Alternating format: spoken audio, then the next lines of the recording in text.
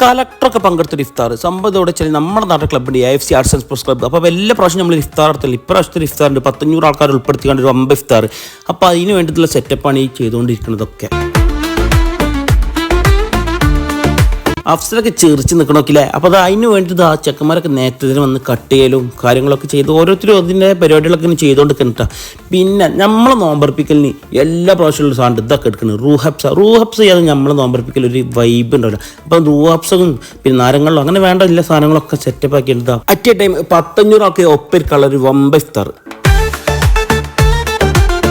വരുന്ന ഗസ്റ്റിനൊക്കെ ആതിഥ്യ മര്യാദ തന്നെ എല്ലാവരും കൂടി സ്വീകരിച്ച് എത്തിക്കാണ്ടതാണ് നമ്മളെ കളക്ടറൊക്കെ വരുന്നത്. കാരണം കളക്ടറും പള്ളിക്കത്തെ ഉസ്താദും നാട്ടിലെ കാര്യപ്പെട്ട ആൾക്കാരും എല്ലാവരും കൂടി ജാതി ഭേദമന്യേ അങ്ങനെ പറയില്ല, അങ്ങനെയൊക്കെ പാടെ പറഞ്ഞിട്ടുള്ള ഒരു ഇഫ്താർ. പിന്നെ പഴയ സ്റ്റൈൽ നമ്മളെ കുത്തുഞ്ഞാണത്തിലുള്ള ബിരിയാണി, കുത്തിക്കാണ്ടുള്ള ബിരിയാണി, അങ്ങനെ എല്ലാവരും കൂടി കൂടിയുള്ള AFCൻ്റെ ഒരു സെറ്റ് ഇഫ്താർ.